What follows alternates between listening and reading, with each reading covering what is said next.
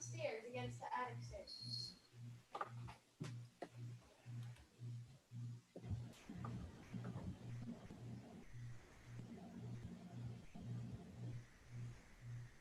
Okay, Brian. All right, we're rolling. Okay. Good evening, everyone, and welcome to the August 11th regular meeting of the Board of Education. I'll just get right into it. And the recommended action is that the Board of Education approves the agenda as I'm on the second slide. Sorry. Recommended action that the Board of Education, don't I have to call to order? Oh, you've done that. Oh, all right. All right, we're in order. We're in order. Okay. Recommended action that the Board of Education approves the agenda as presented. So moved. Oh, that was a Josh. There we go. Second. Okay, I'll second. On the question, all in favor? Aye. Aye. Opposed? Abstained? Motion carried. All right, we'll move on to old business. Recommended action that the Board of Education approves the amended 2020-2021 Croton-Harmon school calendar as presented. So moved. Second. Yeah, second. On the question?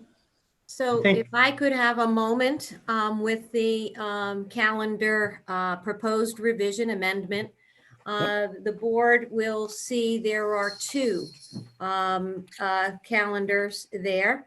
They very subtle difference between the two. As you know, this was approved, the calendar was approved in February, but based on our preparation for the reopening of school through conversations with numerous stakeholders, we would like to front load some of our superintendent conference days and a professional development day. So that you see from August 31st, September 1, 2, 3, and 4. So that is a change from the initial calendar that the board approved in February. The difference by doing that is the date of school opening changed. So you'll see with the circle on either one that you're looking at says that schools will open or first day of school on September 8th. So that was a difference from the February meeting. So by front loading the superintendent conference days, that pushed the opening of school to the 8th.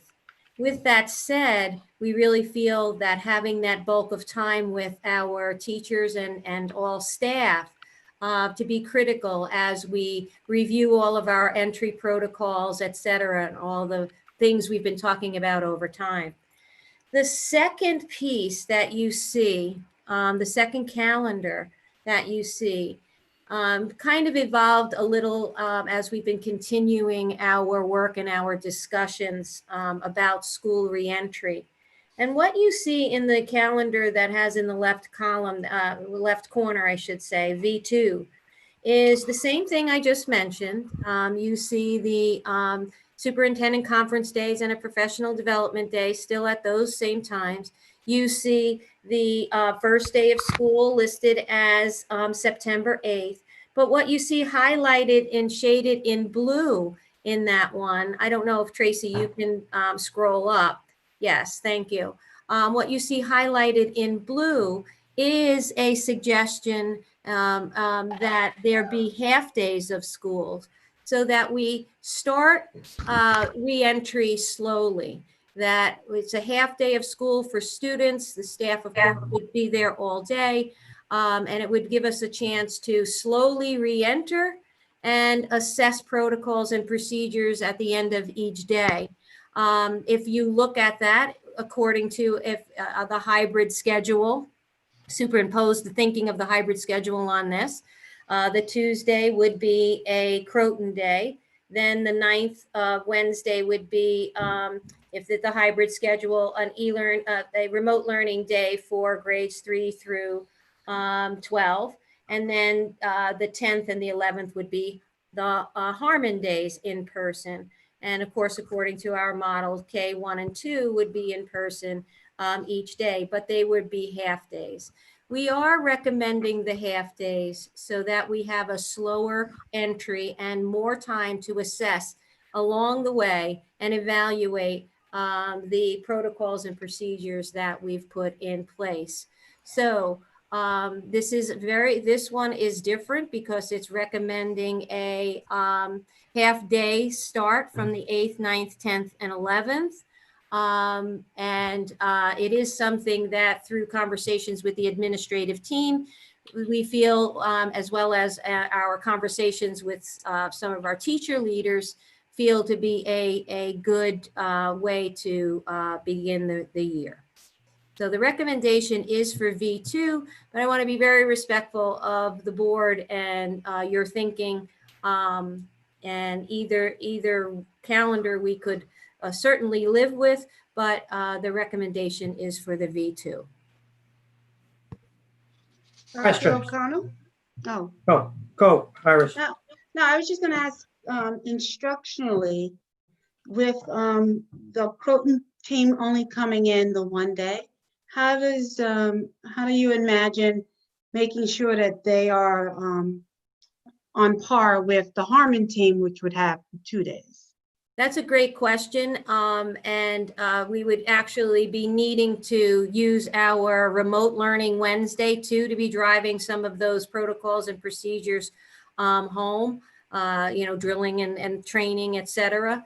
We believe that, between the one day in person and the one day remote is a great way to start to reiterate the, expectations and procedures and protocols. So we felt even though there was an additional Harmon day, that the protocols really could be driven home between the two and reassessed after each group had one day there. So when Croton team was there, the Croton cohort, we could be reassessing in the afternoon on that Tuesday. How did that go? How were those procedures? What do we need to shore up?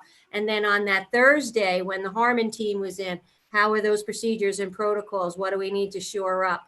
And then definitely have the Wednesday piece as, something to help, solidify some of the protocols. Now, with that said, you bring up something, Iris, that I know the task force discussed. We did look at the calendar, and I've asked the team to, once we approve this calendar, look at it again. We looked at the calendar through the lens of the Croton days and the Harmon days to see about days off and the impact of that. When we're looking at Monday and Tuesday, which is the Croton group, and Thursday, Friday, which is the Harmon group, when we look at the days off, they're relatively equal.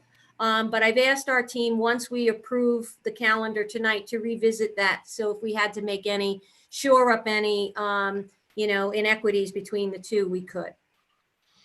I was thinking, I was No. just laying that on top of what Mr. Griffiths had presented at the last board meeting, where it's like a block learning or an arc learning. Mm-hmm. Like how, even if the days are equal, if they're falling at different points in the year, how do you continue that, Mm-hmm. maintaining that stream if with that loss? You don't have to answer that right now. It's just something when I looked at it, I thought to raise. Yes, thank you. And that's something that comes part of the reassessing too. We're trying to build in time for our teachers to be collaborating, et cetera, and that assessment. I think that's important along the way, to be assessing where we are, how we're doing, what needs to be, edited, changed, et cetera. I like the V2 idea. I really like the fact that we're not going to be open for the 31st through the 4th for students. I think that combined with the half days in the V2 in the V2 schedule, the V2 calendar, gives us a little bit of.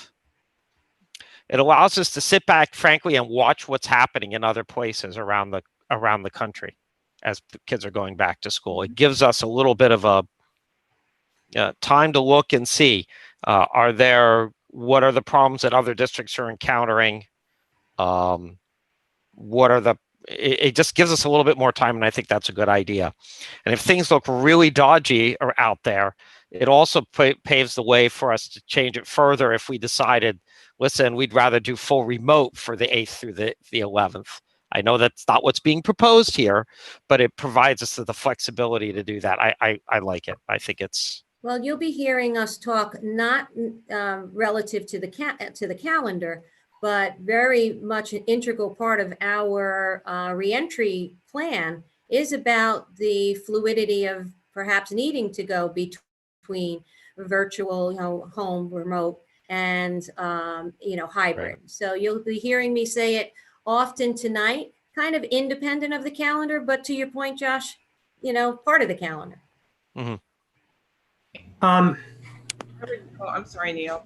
I Yeah, was just going to add that I think, the fluidity is a word that we keep using, but I just would like to raise the fact that who knows, at the end of that period of half days, we may have to readjust and have another week of half days, depending upon how things are going. So, we have our goal in mind that this is going to be safe and effective, and we'll do whatever we have to do in order to make that happen. Mm-hmm. Thank you, Andrea. so, a couple of points. First is I noticed that when we're looking at other half days during the year on this calendar version 2, we have a Wednesday in October, right? We have November 3rd and November 5th, which are a Tuesday and a Thursday denoted as half days for parent-teacher conferences. We have a Wednesday, December 9th, and a Friday, March 12th. So if you look at it from that perspective, what we've got is the Monday, Tuesday cohort having, I just want to make sure we have this right, 2 half days. Well, you want to make sure that balances out. Right, and we Mine- will look at that, Neil. A rough look, the team felt they're approximately equal, but we still need to look at that and make adjustments. We could always make an adjustment with the Wednesday, but I really rather not go down that road without having the plan fleshed out. So my other question is, obviously, we have to be concerned about the 180 teaching days for the number of teaching days were required and the contact hours. Actually, just as a clarifying point, Yep. the governor has said about the 180 days, but New York State Ed is giving us flexibility on the contact hours. John Okay, so that Griffith, means can you that- just verify that for me? John Griffiths, can you verify that for me on the contact hours?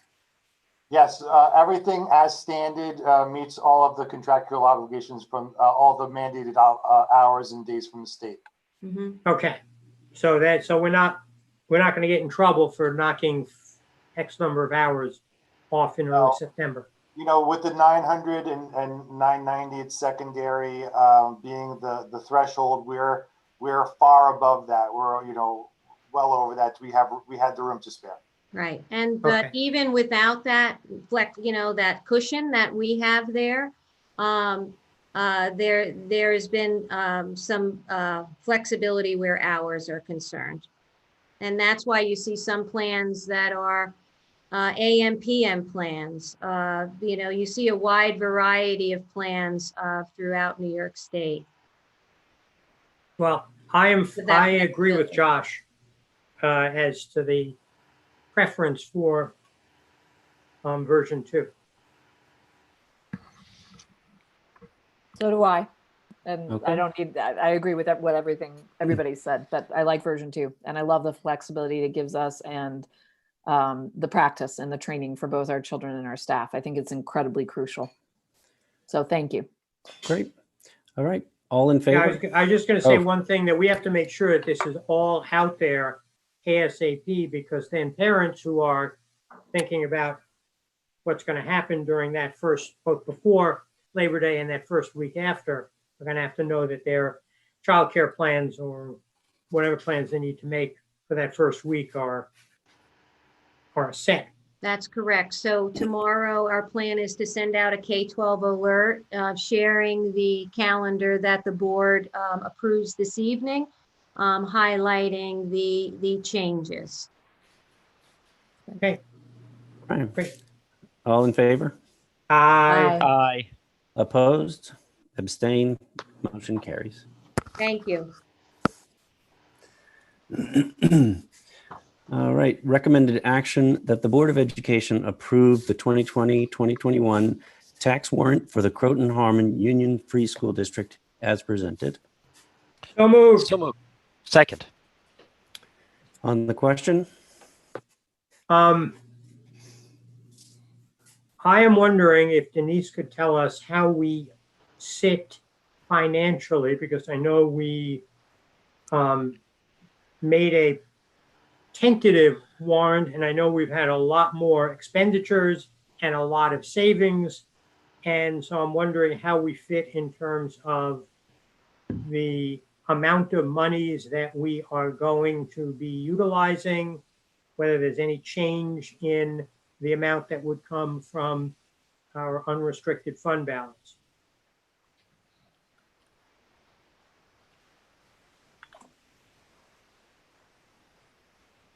Denise? Denise, we can't hear you. Thank you. So Neil, are you referring to our allocation for the 2021 school year, or are you? Yes. Okay. Yeah, So yeah, go ahead. At this point, we are holding steady with the allocation that we set forth with our existing budget. But we are seeing increased expenditures and, of course, reductions to state aid. And we are monitoring the budget very, very closely. Is there any change in what is being recommended, or we will actually be authorized to put into the various restricted reserve funds based on the end of the year? Yes, no, at this point now we are, we lost a week and now we're at the beginning of our financial audit. We have a lot of adjusting entries and so forth. So I would imagine within the next 2 weeks, we'll have a better idea of how much we're going to be putting into each of those funds. And Denise, just quickly, can you clarify how much lower state aid is from this year to last year and the non-tax revenue? Yes, absolutely. So there were a couple of questions that I did not get to, which I will address right now. So the question was, last year's state aid represented what portion of our total tax revenue? So last year's state aid represented about 12.5% as opposed to this year, which is 11.3%. That's a loss of about $270,000. And that does not factor in the threat of state aid cuts that we're seeing right now. So there's a 1.2% loss in state aid. And there was another question. Last year's budget, how much did non-tax revenue represent of total revenue?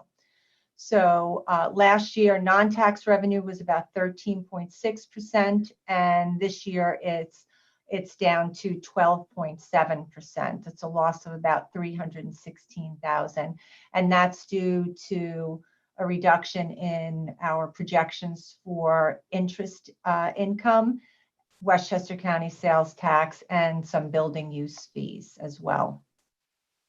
Okay. And you can stop me if I'm going too quickly. There was another question. Last year's budget, what are all sources of revenue besides state aid?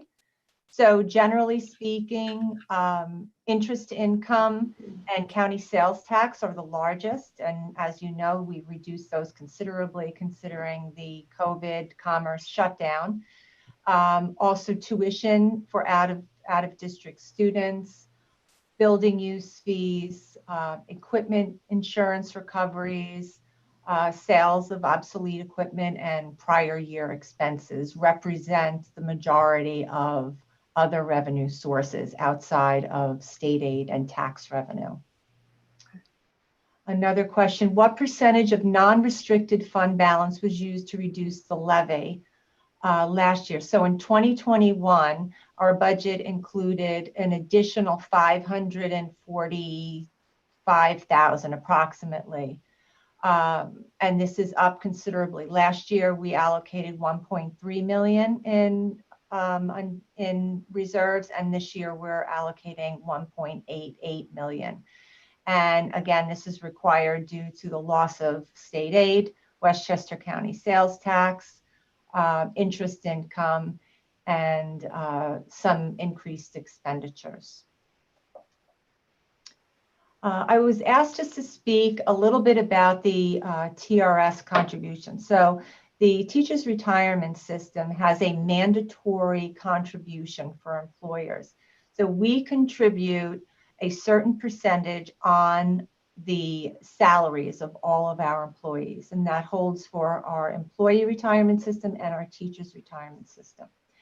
This year, the TRS rate increased from 8.86% last year to 9.53% this year, which equates to approximately an additional $300,000 in contributions. That is a mandatory requirement on our part.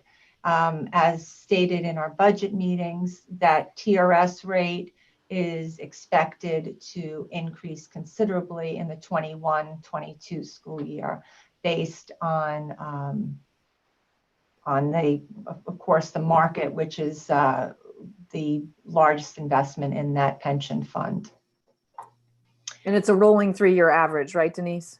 That's, yes, an oversimplified, but yes, it's an oversimplified. It's actually a 5-year process, but then they look at 3 years, and you would probably know more about that, Beth, with your financial background, but it's a very extensive actuarial calculation.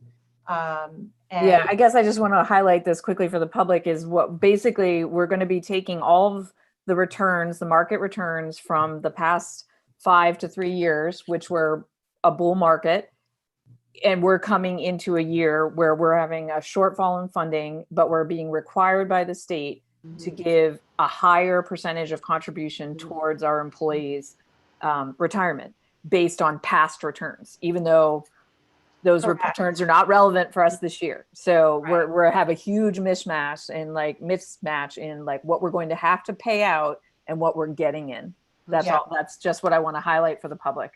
And that's going to be for future budget conversations. It's the lag that kills us in many areas. Yes.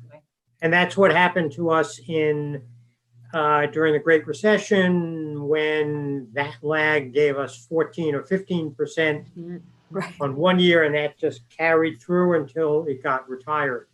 My question, though, I'd like to ask Denise is, we have not heard anything from the governor yet about decreasing state aid. And maybe I shouldn't say anything to jinx it, but some commentary, I think you said this at the last meeting, or somebody did, the thought was that if there was no relief coming from the federal government, we could be in a situation in which the governor would say, like now, okay, I'm cutting you up to 20%. 2 questions. 1, have you or the business officials heard anything about what's going on? And 2, if that happens, what can we do to either draw on existing unfunded reserves or anything else other than just say, we don't have that $1 million. We're just going to have to cut $1 million out of our spending. Can I just suggest, because there is so much on our agenda tonight, and this is like partially an advocacy question, we can maybe have this discussion a little bit deeper, or just put that question out for an answer later. Whatever's best. I mean, because it does go, I guess it doesn't really go to the warrant. We just happen to be talking about various financial questions whenever it is the It's a appropriate. really important point that you're bringing up, but I hope you don't mind, but I know I've been sitting through a lot of meetings today, and I know our administration's been sitting through even more, and there's so much to cover. So I will just say that I have heard from colleagues who have been affected by it already. We have not, because we haven't seen our state aid yet. So, and additionally, as mentioned in our budget meetings, we implemented a lot of mitigation strategies to counteract the loss of that aid, which we will employ if need be. The last question was, how can we calculate what we need to collect in taxes when we don't know the full revenue picture or our total revenue picture? And the unfortunate answer to that is that our anticipated revenue has no impact whatsoever on the tax levy. That is a formula that's prescribed by the Controller's Office, and any revenue shortfalls that need to be offset cannot be offset by the levy. They would have to be offset by fund balance allocations or expenditure reductions. That was the last question, but I can certainly answer more if needed. Thank you, Denise. Great. So all in favor?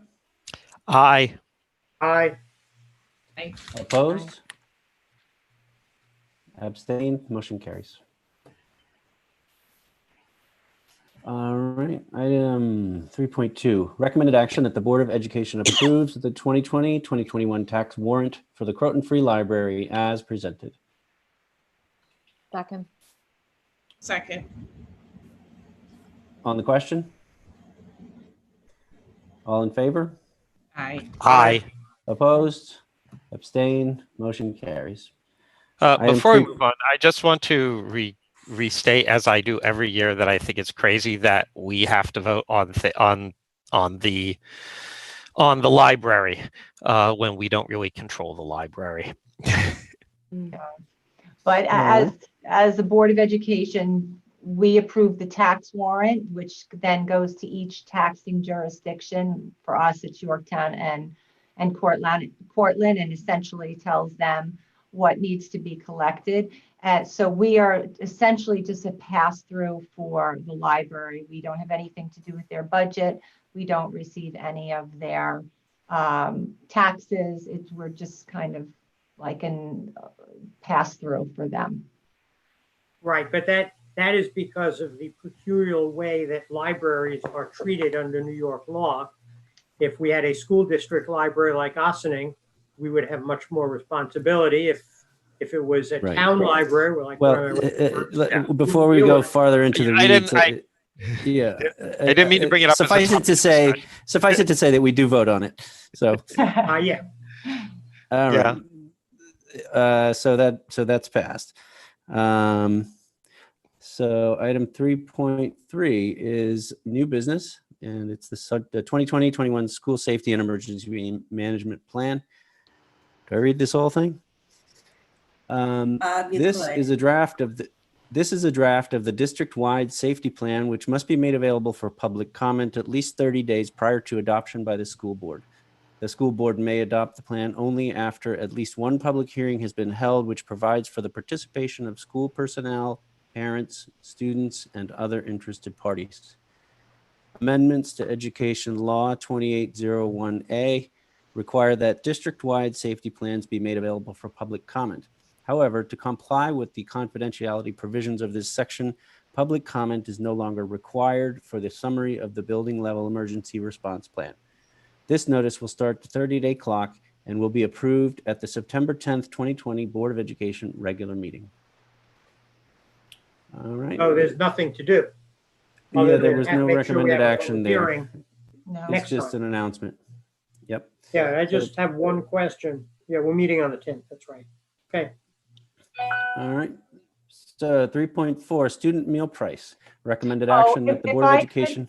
Oh, I'm so sorry. There were a few questions that I'd like to address very quickly Okay, regarding the safety plan. Sure. Okay, so the question was, has the district-wide safety plan been updated due to COVID-19? So to that question, the district plan has our continuity of instruction plan, but the building level plans address the COVID planning issue under the infectious disease annex. So that is the template that is designed, and that is in the building level plans. There was another question about the building level plans and who has access to them. So they are confidential plans. The New York State Police, Croton Police Department, and Fire Department have access to those confidential building plans. We are advised never to email them moving forward to even board members due to their limited terms. So the building level plans are here for viewing by the board, but it would be a hard copy. They would not be mailed. Then there was another question.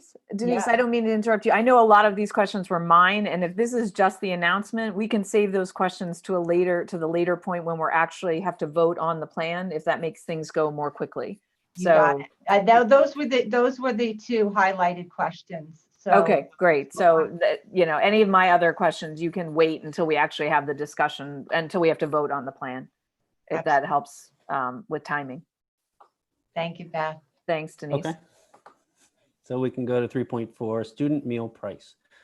Recommended action that the Board of Education approves meal prices to the students within the child nutrition program for the 2020-2021 school year at the following fee rates. Breakfast equals $2.75. Lunch is $3.75.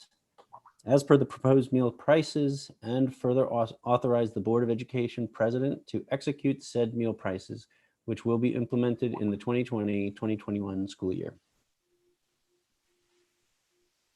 So moved. Second. On the question? Yeah, when it says execute the meal prices, I assume it's execute an agreement or a document or something that provides for those meal prices. I mean, the board president's not executing the meal prices herself. We know where that gets executed. That's the language put forth by the State Education Department, Child Nutrition Services, as far as this recommendation. So we just use the guidance that's been provided by them. Another point that I would like to make is that we are applying for a waiver of the breakfast program due to logistical challenges and some health and safety issues regarding our capacity at PVC and the timing of the schedule. So we're looking to get a breakfast waiver, but I wanted to include that in case we didn't. So the breakfast waiver would be granted if our numbers were not substantial enough to keep the program running. We do expect that we will get the waiver though. Okay, all in favor? Aye. Opposed? Abstain? Motion carries. Item 3.5, recommended action that the Board of Education approves the resolution for policies that are inconsistent with executive orders as presented. So moved. Second. On the question? Sure. To explain very briefly, NYSBA sent out a notice last week saying you may have policies that are not consistent with different changes that maybe have been required either by state law or by orders of the governor or by regulations or by our reopening plan. And so we don't get into the problem of having somebody say, well, you did this, but it's against policy. This simply says if there is a conflict with any of those areas of authority, we are temporarily suspending them, the policies, to the extent to comply with those orders, directives, or the reopening plan. The alternative, as they said, was you could go through each policy and amend it and then amend it back when there's no longer an emergency, which we thought was a foolish thing to do. All right. All in favor? I, Aye. Opposed? Abstain? Motion carries. Item 3.6. Right. Yep. The recommended action that the Board of Education approves the resolution in support of additional school funding as presented. before you make that motion, I think there should be one change, which is, we received something from NISBA a couple hours ago saying. Neil, we can't hear you. We received something from NISBA a couple of hours ago saying that Chancellor of the New York State Board of Regents, Betty Rosa, has taken the job to be Commissioner of Education, starting the end of the week. And so we probably should just change this, because it's going to be sent to people at the bottom. It should say, send to acting Chancellor of the Board of Regents and Betty Rosa as the New York Commissioner of Education. But by the time we get this out, she's going to have that job. So I just say that now so that we don't add something and then have change. And with that, I will move this resolution. All right. Did we move it? I'm moving it. And Okay. Second, usually when we do these resolutions, we read the whole resolution. Really? Okay. Whereas school For districts. advocacy ones. So go ahead. Whereas school districts in New York are facing the prospect of reopening for the 2020-2021 school year during an historic and dangerous pandemic, and whereas to open safely, school districts must purchase additional technology and safety and medical equipment, among other materials, provide additional training for staff and personnel, and whereas school districts will change their manner of operations, entailing additional spending, including having staff working overtime to keep buildings sanitized, increasing bus runs to safely transport students, and addressing students, staff, and family social, emotional, and mental health needs with additional support. And whereas all children, including those with disabilities and English language learners, are entitled to a free and appropriate public education under federal and New York state law. And whereas the safety and health of students and staff must be the cornerstone of our educational system and are vital to the health and future of our country.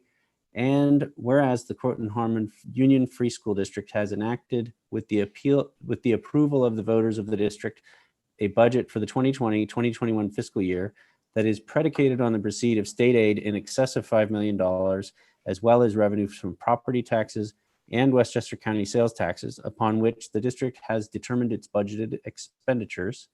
And whereas the state of New York and other states are suffering severe contraction of revenues that are utilized to fund public education.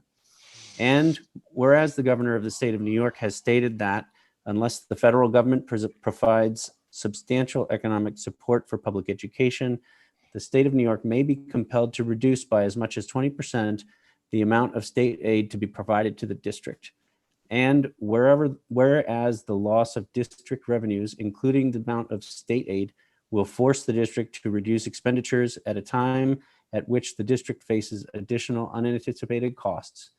And whereas these circumstances would have a crippling effect on the education of the students of the district, and whereas every school district in the New York State and throughout the nation face these same circumstances. Therefore, the Board of Education of the Croton Harmon Union Free School District urges the Congress of the United States and the President of the United States to enact legislation providing immediate, substantial, and specific funding assistance to states and localities for public education, including funding assistance for the provision of educational services to students under the Individuals with Disabilities Education Act. Be it further resolved that the Board of Education of the Croton Harmon Union Free School District shall seek to collaborate with other like-minded school district agencies or organizations supporting public education to express these concerns and to advocate for adequate additional financial assistance for public education. The Board of Education directs the district clerk to send a copy of this resolution to the following persons: Donald J. Trump, President of the United States; Charles Schumer, United States Senator; Kirsten Gillibrand, United States Senator; Nita Lowey, Member, United States House of Representatives; Sandra Galeff, State Assemblywoman; Peter Harcum, State Senator; Andrew Cuomo, the Governor of the State of New York; Carl Heastie, the Speaker of the New York State Assembly; Andrea Stewart Cousins, the Majority Leader of the New York State Senate; Shelley B. Mayer, New York State Senate Chair, Committee on Education; Michael Benedetto, New York State Assembly Chair, Standing Committee on Education; Francis Wills, New York State Board of Regents; Betty Rosa, Chancellor, New York State Board of Betty Regents. Rosa should be changed, so it should be acting. Because I mentioned that I moved acting, Betty Rosa, Superintendent. rather acting Chair, Chancellor, New York State Board of Regents, and Betty Rosa, New York State Commissioner of Education. That's the Okay. change. You know, I only heard part of that, but we'll go with that. Yep. Shannon Tahoe, Interim New York State Commissioner of Education. No, she's gone. She's replaced by Betty Rosa. Oh, she's gone. All right. Yeah. So we won't send it to her. Yeah. Robert S. Schneider, Executive Director, New York State School Boards Association. Karen Belanger, Executive Director, Westchester Putnam School Boards Association. Did we vote? I can't even remember now. No, you just read it. Okay. Now we vote. Unless people have questions about it, right? All right. All in favor? Aye, heartily. Opposed? Abstain? Motion carries. Thank you very much for the advocacy. And just to follow up with that, Tracy, I'll send you some wording so we can send it out to the public tomorrow with a voter voice. We have a couple of voter voices from West Putt. So I'll work with you on that, Tracy. Okay, thank you, Andrea. Sure.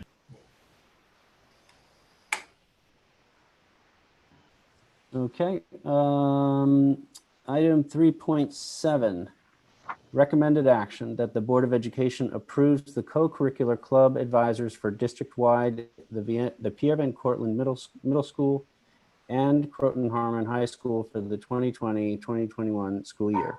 This appointment is subject to rescission based on any factors experienced by the district that prevents the scheduling of the respective co-curricular offerings.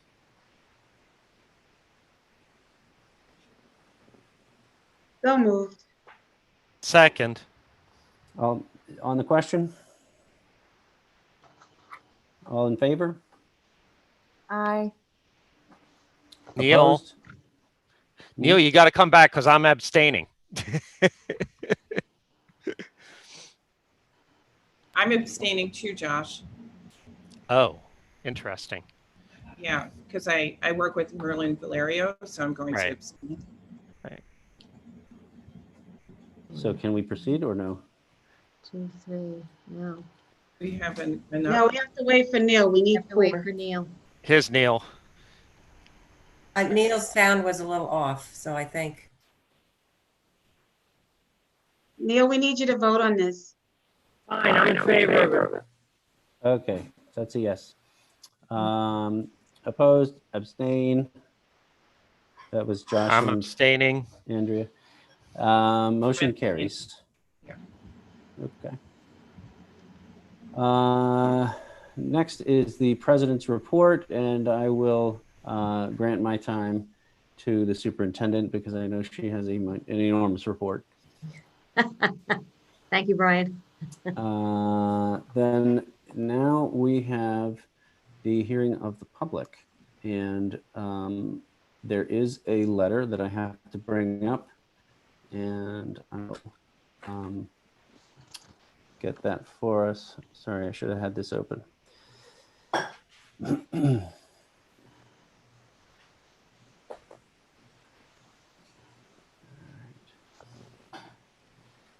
Okay, so this letter is from Samantha Glatzer at 41 Mount Airy Road East, and that she is my wife. So that does not necessarily mean this is the feelings of the board. Dear members of the community, the administration, and the members of the board, I am writing to you to see if you might consider an outdoor learning environment when we resume school in September. I have 3 daughters, 2 at PVC and 1 at CET.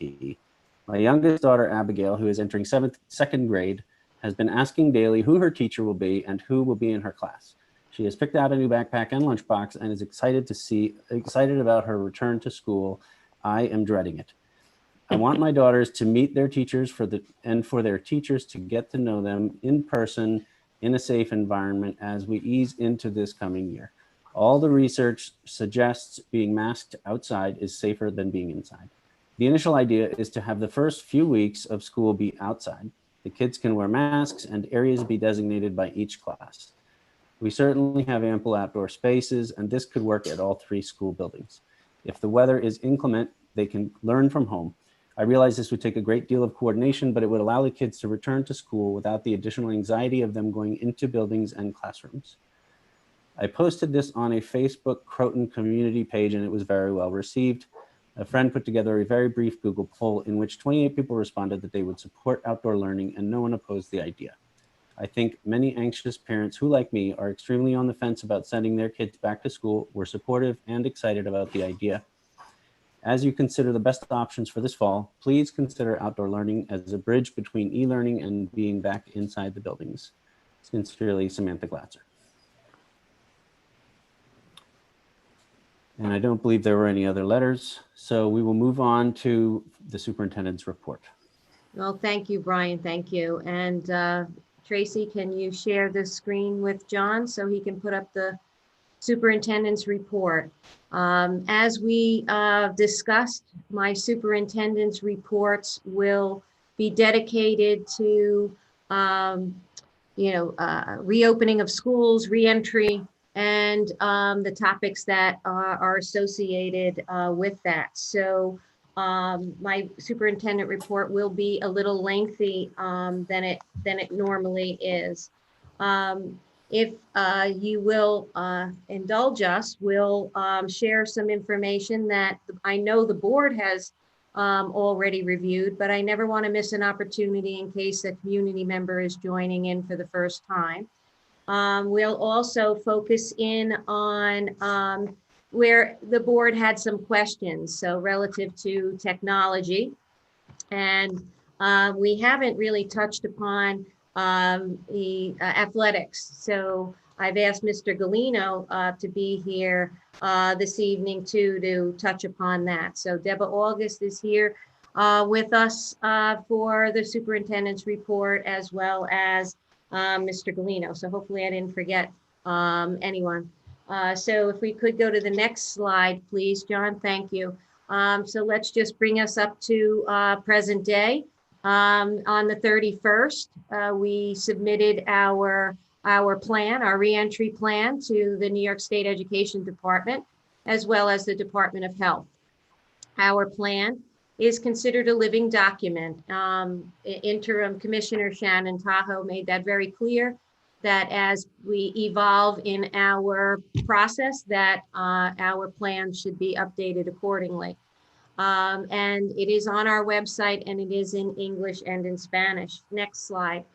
So the week after that, as we know, we were awaiting Governor Cuomo's announcement about schools and opening of schools. So on Friday, August 7th, the governor did announce that based on the state's COVID infection rates, that schools could open in the fall. He did say that he was going to continue to monitor the state's infection rate leading up to the first day of school. When he made his announcements, he did add additional information that was not part of our plan, any district's plans. And he mentioned it during his, statement when about schools opening. And he mentioned 3 pieces that he wanted to have. Now we know we have this big plan, but he wanted us to then pull out of the big plan information about testing, information about contact tracing, and then information about the remote plan. So let me start backwards. Our remote plan is already on the website, separate from the big plan, and it's in English and in Spanish. So starting there, moving to the other 2 pieces. He brought up testing. And if you look at my note there, I put an asterisk next to. He says he wants these to include how they, meaning the district, plan on testing students and teachers. So I put an asterisk there. Unless something changes at current moment, we do not have the authority, school districts, not Croton Harmon, school districts do not have the authority to test. So for example, I can't ask the school nurses to engage in COVID testing and sampling, getting nasal swabs and things like that. That's the authority we do not have. So what our plans do speak to, and we will then eventually put a separate one up as the governor is requesting, is our collaboration with the Westchester County Department of Health. The Westchester County Department of Health, in partnership with us, they will identify testing sites. We will be sharing the resources with our staff or students, families that need that. And it talks about, and will talk about, the collaboration between school districts and our school district specifically and the Department of Health. How we plan to do contact tracing. Again, the New York State Department of Health is the leading authority where contact tracing is concerned. Our school district will collaborate and work with them. So for example, if they find out or we find out someone is COVID positive, we would be contacting the Department of Health, or if they find out, they will be contacting the school district. It is at that point that we collaborate together to actually determine the contact tracing and who's involved, who needs to be notified. And it is the two agencies, the school district as well as the Department of Health, working together. So when the governor made those statements, it did create a little bit of a stir in school districts, because knowing where our authority lies, et cetera. So you'll hear a lot when we eventually put that on the website to be in compliance, a lot about how the school districts, how our COVID coordinators, how our nurses will be in collaboration with the Department of Health, as well as Dr. Meir. So the governor's. Dr. O'Connell, Yes. I just, after sitting in the meeting today, it's important for the public to know that what you described with this is that it's an anonymous process. Yes, thank you. It is an anonymous process. So for example, I used, I'm not sure if in the task force meeting or the community meeting, I used an example such as, for example, if Debbie O'Connell was COVID positive and the health department was having a conversation with people that perhaps I came in contact with, they're not going to say, Debbie O'Connell was positive. They're going to say, you have the potentially have come in contact with somebody who has tested positive for COVID-19. It's very, very confidential in that sense. So thank you, Andrea. That was a good point. And then we had already had our community forums scheduled, as well as we've had a community forum even before this. So we had the public give a chance to ask questions. We had an extensive one this evening that went an hour and a half.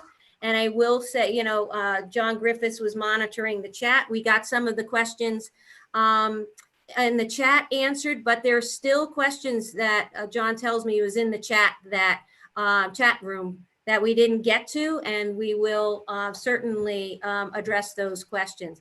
We also had people submit questions ahead of time. So that was great, because we were able to take those questions and make sure we embedded those into our slides.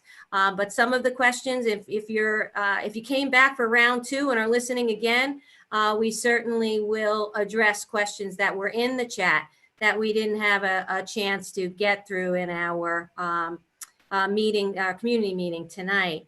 So we've been having ongoing conversations with our teachers. We have another one with the whole CTA, our Teachers Association, tomorrow. Another day this week, I can't remember if it's Thursday or Friday, with all the rest of the staff, again, to just keep the conversations going. So that is really the messages that came out of the governor's statements when he, on Friday the 7th. I will tell you, Friday night, We did receive further supplemental guidance from his office to help us through the additional pieces that's required. So the next slide, please. So as we've been saying, and again, the board is aware of this, our plan requires that we address 3 scenarios. A remote one where all students are home due to either a substantial spread or other reason. Another scenario where schools are open in a hybrid scheduling, and then schools are fully open due to low or no spread. And fully open, we're all pretty familiar with. Those were the days, right, when everybody was in minimal social distancing, et cetera. So our plan has to indicate those 3 scenarios. Next slide, please. So we've been using this visual to, indicate when you keep looking at all of these scheduling grids to indicate, is it the fully open? It'll be the green light. Is it the hybrid? Or is it the students at home, either due to substantial spread and other reason? So next slide, please. So what I will not spend time on today, but put in a plug for tomorrow's community forums. The principals will be sharing their plans, their red light plan, if you will, the yellow light plan, as well as the green light plan. So here we see CETs, which is the remote option. Again, the viewer will see in green here, the light green, I should say, is the synchronous. There's a lot of synchronous opportunities built in. Next slide. And again, we will go deeply into these at tomorrow's community forum. This is the remote schedule for PVC. You will see that they are Monday and Tuesday and Thursday and Friday half class sessions. So there's a smaller group, and then Wednesday full sessions. Next slide. And something very similar for the high school. And you can see here where they're building in CHAP, which is their advisory program, et cetera. Next slide, we'll focus on the yellows, which is the hybrid. Again, not to spend much time on this, but our hybrid model for Croton Harmon is our K through 2, kindergarten, 1st and 2nd grade. We plan on bringing in Monday through Friday in person, and then grades 3 through 12 will be on the typical hybrid of the Croton cohort coming in on Monday and Tuesday, and the Harmon cohort coming in person Thursday, Friday. When Croton is in, Harmon is streaming in remotely. When Harmon is in, Croton is streaming in remotely. So there's a lot of synchronous opportunities built into the programs. So if we could, again, grades 3 through 12, we'll see the Croton and the Harmon split. Next slide. We see the same at PVC. And next slide, we see the same at CHHS. Again, this is the hybrid, which shows breaking into cohorts. One question that came up at the community meeting today, which I really, said, you know what, sometimes we don't spend much time on this. The whole idea of the hybrid is to reduce density of people in the building. When that question came up, I was like, sometimes we don't spend a lot of time saying, like, why bring in half the kids, and what is the purpose of that? And it's to reduce the density of people in the building. And secondly, so we can distance through social distancing, desks apart, et cetera. So that came up today, and I said, you know what, I have to make sure I build that in. I thought I really appreciated that. And the next is the fully operational. So when we will get there, when we get to that point where there's low or no spread, when we can bring all of our children back in person with minimal distancing, is the green light or the fully in-person program. Next slide. This is a key word, and I have to say one of our faculty members sent me a meme about this today because I'm constantly using the word pivot. We need to be able to pivot. We kind of alluded to this when we were talking about the calendar earlier this evening. So what do I mean by pivot? So if you go to the next slide, it is crucial that we have our system, our teachers and staff, our students and our parents have to internalize that we need to maybe move from a hybrid to a remote, or remote back to hybrid, etc. One of the questions I get often, I've read the plan, I see the three scenarios, the red light, green light, yellow light. I see it, I get it. What are we doing? And I have to pause and say, that depends. And I know that makes it very difficult for childcare, making childcare plans and backup plans, etc. But what do I mean by this? So we might be in a hybrid schedule, and I am given information that we have perhaps a COVID positive person or some information. Well, that's start the process, right? So we find out something. We're in constant collaboration with the Department of Health, our nursing team, Dr. Meir. Now, depending on what that scenario is and all the nuances to that scenario, we might have to close a class. We might have to close a building. I do not know. I cannot answer specifically without knowing all of the specific details to the particular scenario. But it might cause a K-12 alert to come out and say, tomorrow we will be on a remote schedule, etc. We need to be able to have that fluidity and to be able to pivot based upon the circumstances that are presented. Now, the Department of Health has made it clear that they do not make the decision to close a school or a class, etc., that is upon the school and the district. So that's why that collaboration, what are they learning from their contact tracing? How far reaching is this? What is the impact? What is Dr. Meir saying? What are the nurses seeing and saying? What is the attendance rate? It's so many things that come together to make that decision. And that goes back to our earlier conversation of needing to pivot. Next slide, please. Our community forums. Next slide, please. Again, tonight we just had one. That's why Andrea was saying this has been a marathon day. We had our task force meeting starting at 3:15. We then went into our first community forum, and now we're at the board meeting. But today's community forum, the task force said the most best way to approach this is to chunk the topics because they're so voluminous. And as I said, we had great questions submitted ahead of time, and people have the opportunity to continue to submit questions for the 17th. We're closing out the questions for the 12th tonight. And then people also put questions in the chat. And if we didn't get to all of the questions in the chat, we'll make sure we do an FAQ. So tonight we addressed health and safety, facilities and transportation. Tomorrow, school learning plans, schedules, special ed, English language learners, arrival and dismissal and technology. And then the final one on the 17th, and I say final because it's the final big one, but then our principals sent out messages today that they are having their principal coffees. So it's another opportunity in a very smaller setting to have more questions asked and answered. On the 17th, we'll focus on social emotional needs, etc.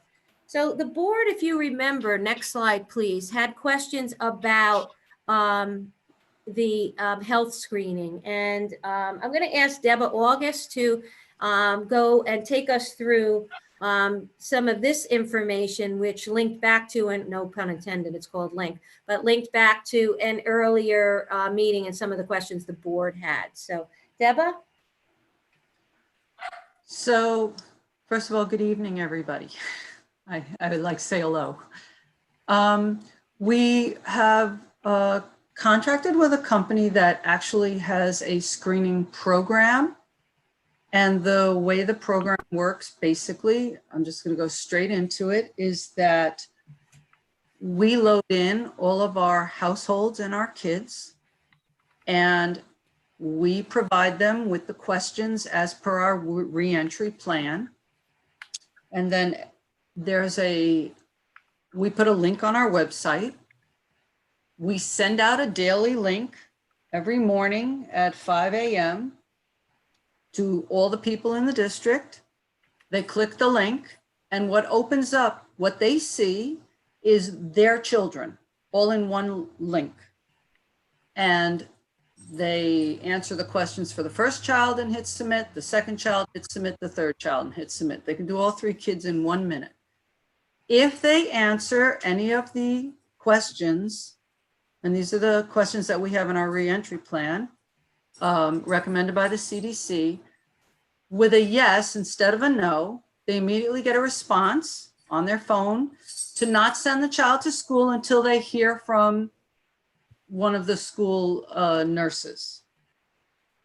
We get an email notification for anybody who does answer with a yes, which gives us an opportunity to call the family and just review why they said yes to whatever question it is and let the nurse make the determination if the child should come to school or not. We would be sending this out every single day, so nobody has to look for the link. They can just get the K-12 and click the link. They can actually create a shortcut right on their phone, so they can go directly to the link once they receive the first link.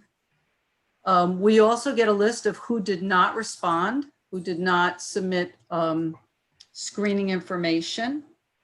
We're not storing any information, any health information that would be violations of HIPAA.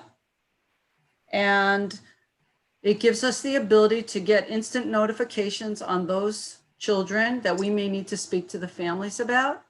And it also tells the family that we need to speak to them. So Dr. O'Connell. Oh, I'm sorry, Deba. I apologize. That's okay, Beth, go ahead. Well, Deba, it's probably a question for Dr. O'Connell, but I'm sure you've already heard it, but an hour and a half before a school day. So, as a parent of 3 little kids, I can barely get them out of bed at 7:15 for an 8 o'clock bus. And we're asking working parents to try and get their children up at, what is that hour? 6:30. I don't know. I'm just flagging it. So I'm glad Doesn't- we have heard some of that feedback, and we're bringing that back to the administrative team. We were looking Okay. at it from an operational point of view. Of So, course. Of course. What do we need to do on Of this course. end in order to get ready for that end, right? But we did get some feedback on that, and this evening as well, something I did see. So I flagged it as something to bring back to the administrative team when we look at it through the lens of our processes. Is there anything we can shore up on our end to minimize that? Or even just throwing it out there, later start time. I know that screws things up, but just anything that could give, because of course we can't compromise what we need to do operationally. Right. But just being mindful of, from the community perspective of, some people can't get their kids up at 5:30, but just flagging it. Thank you. No, and thank you for bringing that up. John, you needed to proceed to the next slide, so they would have seen also some One of more. the visuals there too. But anyway, Beth, good point. And, it was noted earlier, so it's on the admin council piece. Great. Thank you. So this particular solution will also address visitors to the buildings. If we know we have contractors coming in, we can send them the link and they have to answer the questions. It'll work for all our staff. And then also, of course, for our families, for our kids. So we were just looking for an automated solution. I know every district's looking for an automated solution. It is mandated that we do something. So this is the solution we thought filled the bill. And well, if I could interject, if you could address Ed Law 2D compliant, Deba, please. Yes, it is Ed Law 2D compliant. They do not store any student personally identifiable information at all, and it's also HIPAA compliant. And they've also signed off on our Parent Bill of Rights, and also signed off on our vendor contract for Ed Law 2D. So they're in full compliance.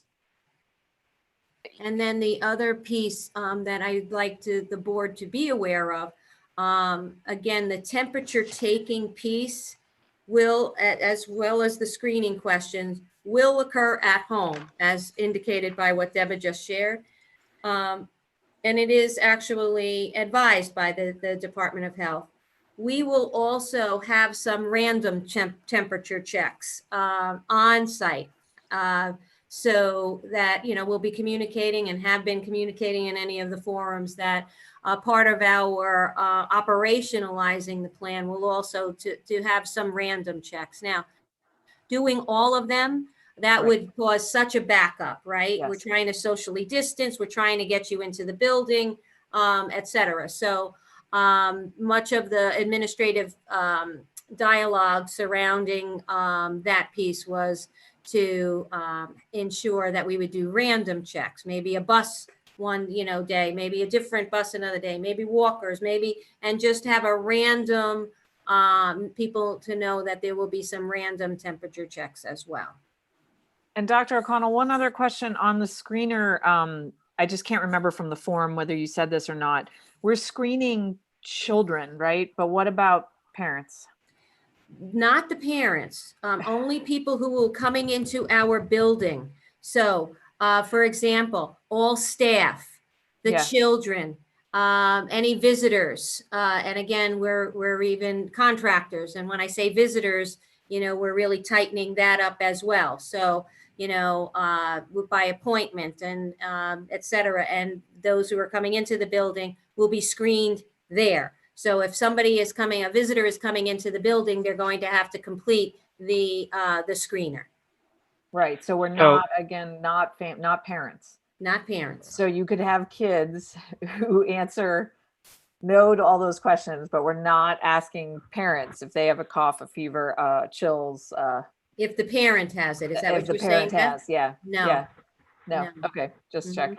Yeah. So we want to make clear that this is actually a self-screening. We're not screening anyone. We're asking people or telling people to screen themselves. That's Prior to correct. coming to- And there is a high element of trust in this, right? And that we Josh, are to your trusting point, parents and students to be honest. we are.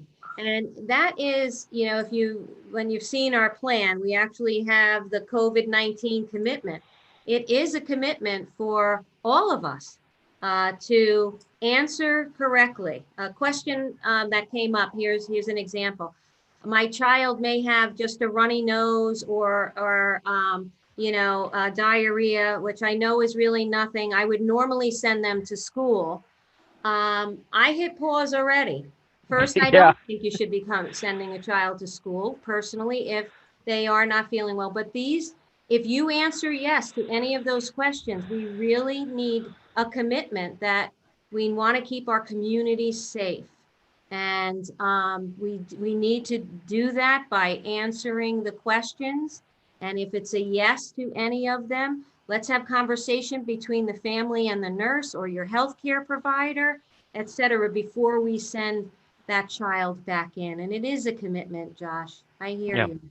I understand. The follow up on that is that I understand that we cannot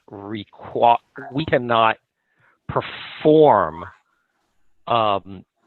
tests, COVID tests. Correct. I wonder whether we can require someone to have a test before they enter the building. I believe not, Josh. But it is a question I can ask legal counsel, but I believe not. There is an issue as far as asking somebody to undergo a test. I mean, if you're talking about an employee in particular, consistent with the Americans with Disabilities Act, but that's something legal could answer. The one other thing I want to just point out based on something that Josh said is, yes, it is a matter of trust, but the parent will also understand it. And I heard this from the community forum, that if the parent says no and sends the child and the child appears to be ill, there is a process and protocol for the child to, in essence, be sent to the nurse's office and, to then get picked up by a parent or other caregiver. So because the child is not going to be permitted to remain in class if they show symptoms. Mhm. And I'm sure the teachers are going to be very vigilant, and other staff very vigilant about that. So, the parent is not going to get away with it if the child really appears to be unwell in any manner. Right. And, that's part of our processes and protocols. So, and in all fairness, a child and parent could go through the screening and all is fine. And when they come to school, maybe they're not fine, right? So that's really a possibility. And I don't mean to suggest anything otherwise. And part of our training is to understand visual inspections. What do we see when, a child or a staff member isn't feeling well? What are that's part of our training and our awareness training, if you will.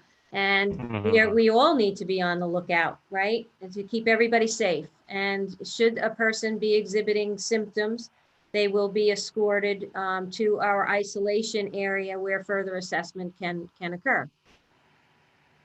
I just have a real quick question. I know there's an answer to it.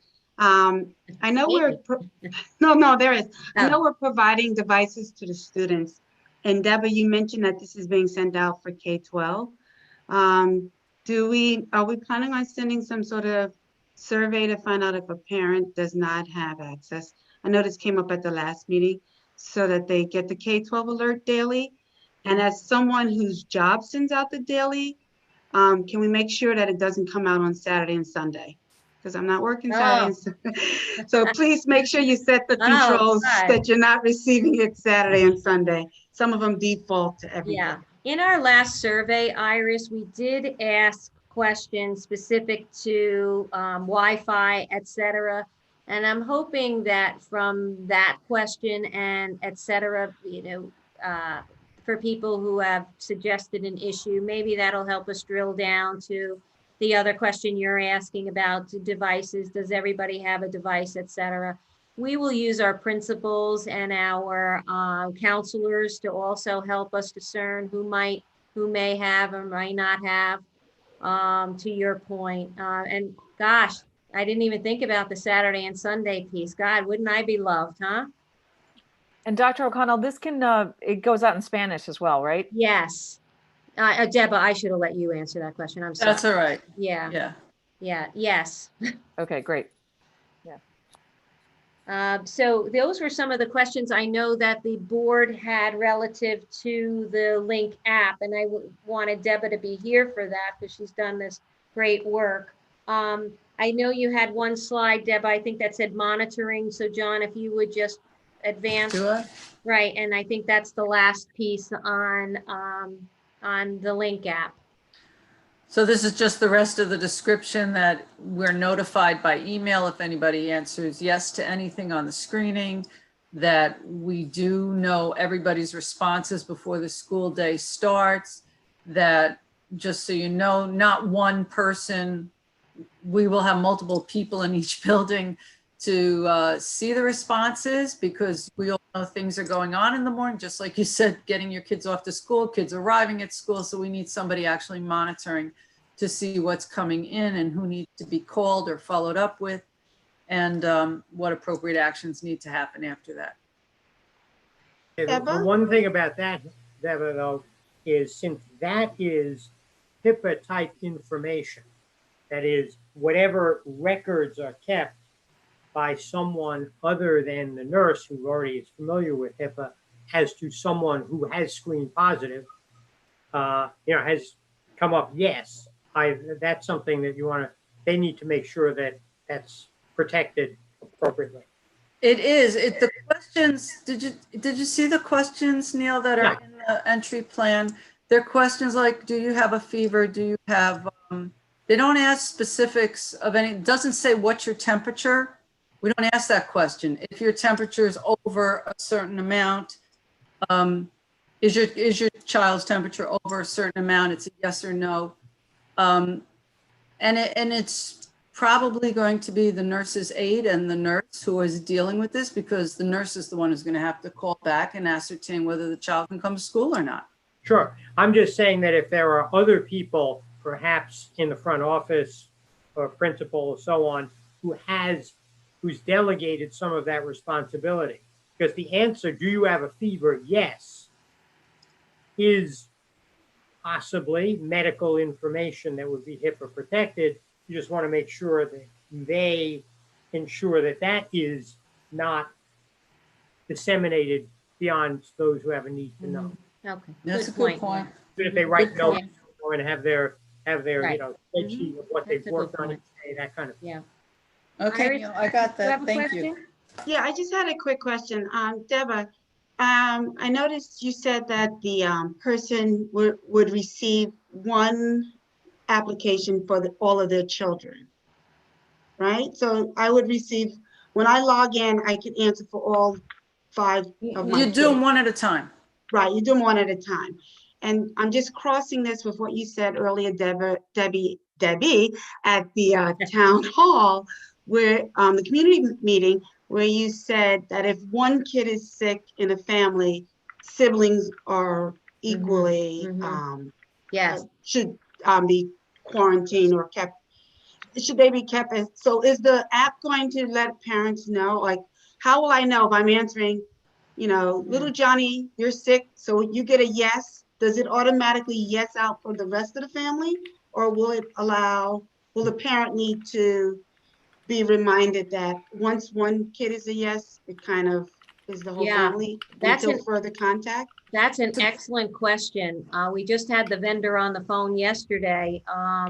We'll have to go back to him on that, Iris, because you're right, the Department of Health does say if they're in the same household, there's and if somebody tests positive or is symptomatic, that, yeah. So, we need to go back on that one. That's a good question. We're able to add fields. So you could add a field that says, has any siblings answered yes to any of the above, and have that be a flag that would work around, making sure that that kind of a situation is covered in the app.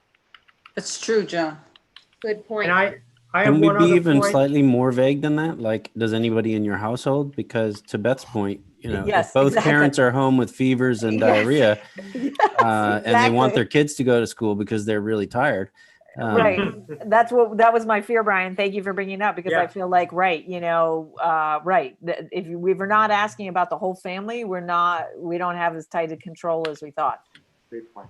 So, I know some of the questions do get to have you been in contact with, but let us look at those questions and drill down a little more deeply to those pieces. Very I have great. one other question, which is for children who are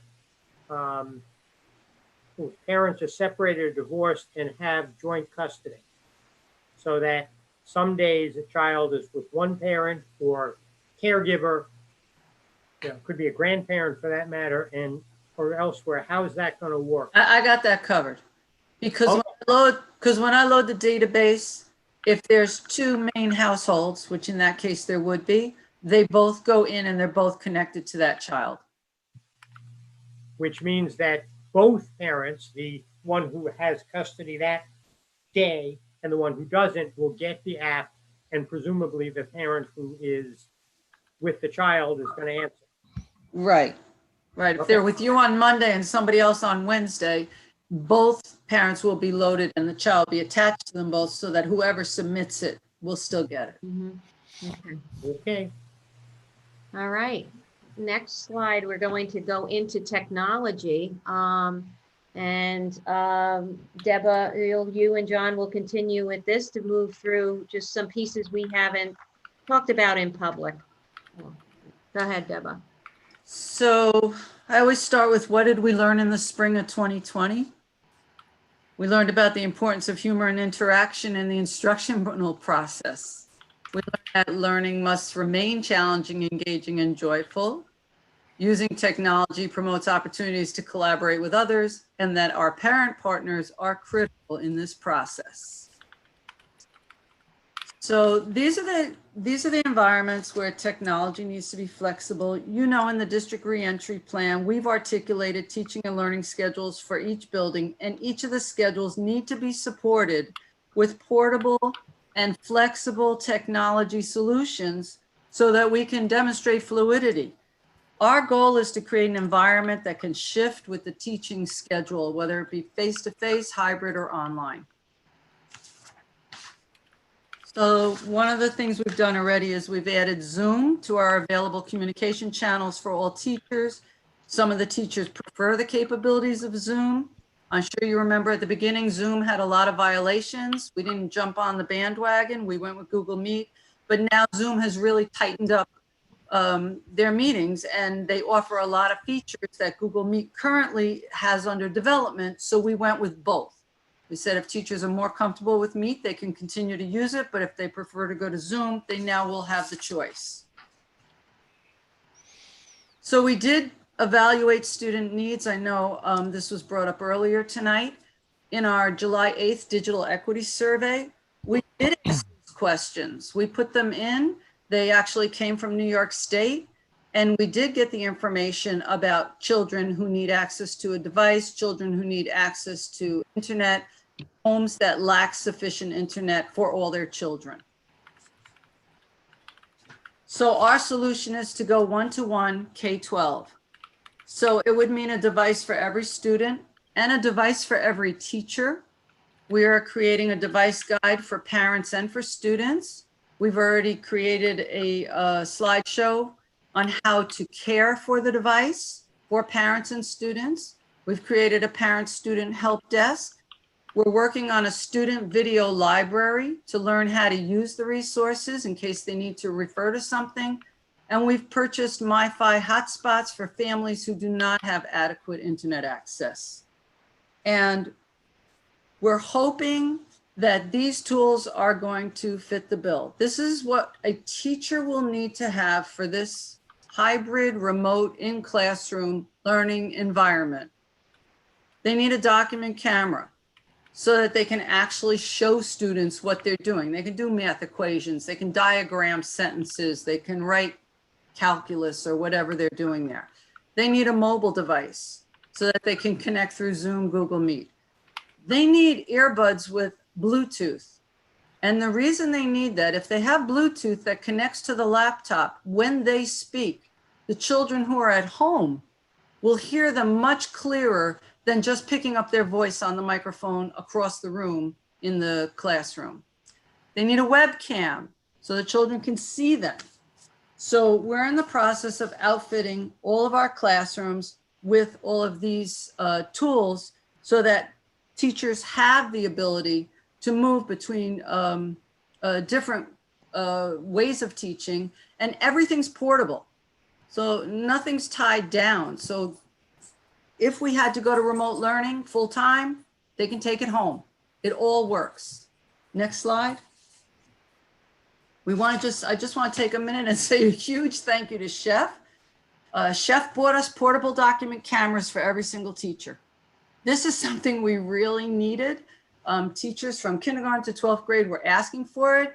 They use it in almost every different content area, from the sciences to hands-on learning, to diagramming sentences, to math equations. So I just want to say Chef really helped us out here. And the board will be, I believe, approving that later today. Hopefully.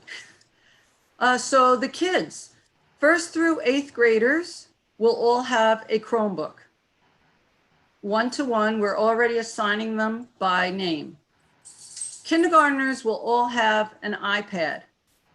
Kindergartners currently understand how to use, the last kindergarten class at least used iPads, and we found that that is a really good solution for kindergartners because they don't have to log in. We can set them up for them.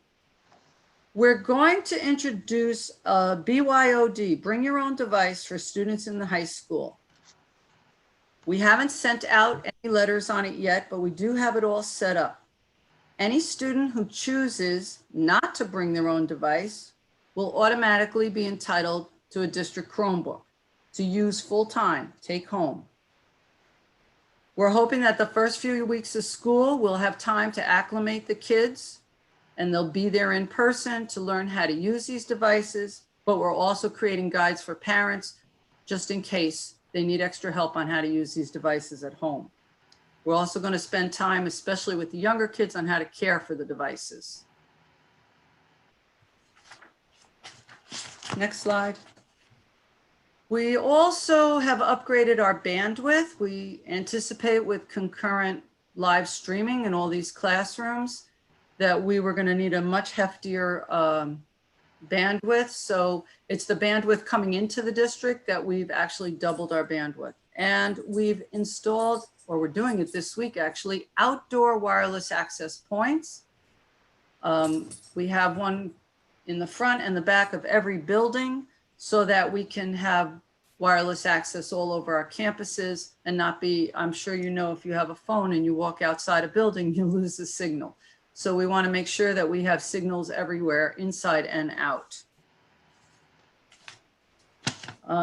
In terms of software compliance, I've been working with this company education framework that I presented to you earlier in the year, and we're creating a list for teachers, parents, and students of all the approved software in the district. This is software that we know that kids can log into because they've already signed our Parent Bill of Rights, and they've also signed our vendor agreement. If a vendor does not sign, it won't be on the list. It doesn't matter how much we love the software. Ed Law 2D Part 121 says no signature, no software. So I've really been working hard to get all the software that we currently use in the district approved. It's been happening slowly, but it's been happening. And I'm very happy to say that most of our software is coming back approved. So that's a really good thing for the teachers because they're already familiar with it, and for the kids as well. Next slide. We've also set up a professional learning site for our teachers. It's a website, and on that website we have videos for beginner, intermediate, and advanced in most of the services that we're using: Zoom, Google Meet, Seesaw. I think we have all the Google suite on there because Google has some really fabulous teaching tools. And we've also been meeting with teacher cohorts throughout July and August. We've been introducing different solutions and working on best practices with them, collaboration with them. John's been running professional development. We did that all through the spring, but we did it much more targeted in July and August of this year so that teachers can get their skills up. And we also have more professional development coming later in August for them. There's been tons of sessions so that they could avail themselves of this skill-based learning. Cybersecurity, you know that on the other side of my job, I really have to take a look at network security. So I have been working with Edutech and Compliance Forge, which is a cybersecurity company, to start framework documents for our cybersecurity plan for the district. We've already started documenting a tremendous amount of what we're doing on the network. And Infinite Campus, we're also virtually moving our SIS system. So I started a training schedule last May. It's been very robust. We've been training teachers, clerical administrators, system administrators. We're probably the only school district in the world who's ever changed their student management system virtually, but we're doing it. And hopefully we'll be up and running by the end of the month and in full swing. I'm actually working on the portals right now because we're going to have to shortly introduce the parent and the student portals for Infinite Campus with directions on how they get on it. So how does this all support the instructional goals of the district? Well, we continue to provide instruction in which students are challenged using the profile of the graduate as the criteria of success, developing student skills that will enable them to meet responsibly the challenges that lie ahead of them, providing the tools for Croton students to become critical and creative problem solvers, effective communicators, and independent learners. Thank you. Thank you, Deba. Any questions for Deba? Then we have one more piece on athletics, and then my report is done. I just have a quick question for Deba. That does not have to be answered now, but I think would be helpful for advocacy. Is we're talking about a lot of new equipment, programs, all this. If we could get like a general number of what we had to pay for, or what you estimate we will pay for all of this, above and beyond our usual budget, it would just be helpful to have that. Great. I think we could do that. You should know, Andrea, we have been using much of the equipment we have is equipment we had in district that we're repurposing. We're very fortunate that, as you know, we started the one-to-one at PBC 3 years ago. So we've been moving in that direction. And so I'm happy to say that much of the equipment was not additional. It was already there and we're just repurposing it. So that's a good thing. But to your point, I think that is good to do. Yeah, I would love to Andrew's, but I'd love to see some, some numbers around that if you can. And it'd also be nice to see if there's things that are on the wish list that, that we don't have that would make this better. That, the thing like for instance, I know that a lot of districts have invested a lot in things like swivels for all their classrooms, which is an expensive piece of hardware. And, it'd be kind of nice to understand what we have, what we're about to, what we have, what we're getting, and what's on the wish list. Because that might help us with advocacy for more funding, right? All right. I got it, Josh. Thank you. I'll do that. Okay, and the final piece is athletics. And we have Mike Galino here this evening to take us through this. This was information that Mike has sent out to all coaches and athletes a while back, but let's have an update on athletics. So Mike? Okay, thank you, Dr. O'Connell. Good evening, board. Just going to give you a few updates on what has been happening in New York State related to athletics. We see that the original start date was going to be August 14th, and the New York State COVID Task Force decided to move our start date back to September 23rd, which is obviously a very good thing. Gives the kids 2 weeks to be able to come into school, get used to the new routines before we'll actually begin starting our practices. Next slide, please. Okay. So as mentioned, the 21st of September. A couple of other decisions that New York State Public made is we'll have no state championships this year, no regional championships. They're really looking for schools to try to make all of their competition as geographically close as possible. So that may involve us changing some of the opponents that we play so that there are opponents that are closer to our school district. A couple of other significant things they did. They waived the 7-day rule, which means prior to this, you were not allowed to practice 7 days in a week. You always had to have a 1-day break before going 7 days in a row. They've waived that rule, so schools could, if they wanted to, practice 7 days a week. Not something that I would personally be advocating, but it's an option.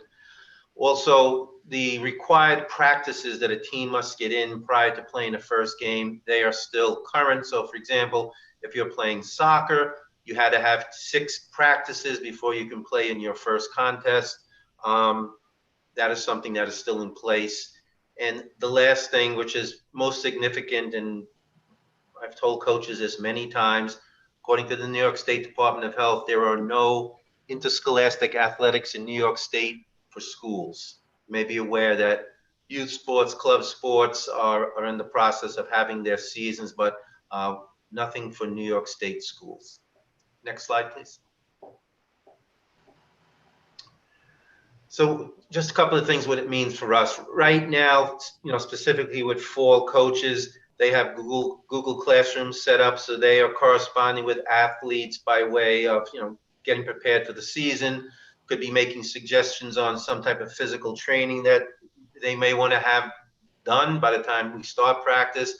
They were doing film reviews with Huddle, doing team building activities. So, coaches have been logging on with athletes to just see, what they've been up to.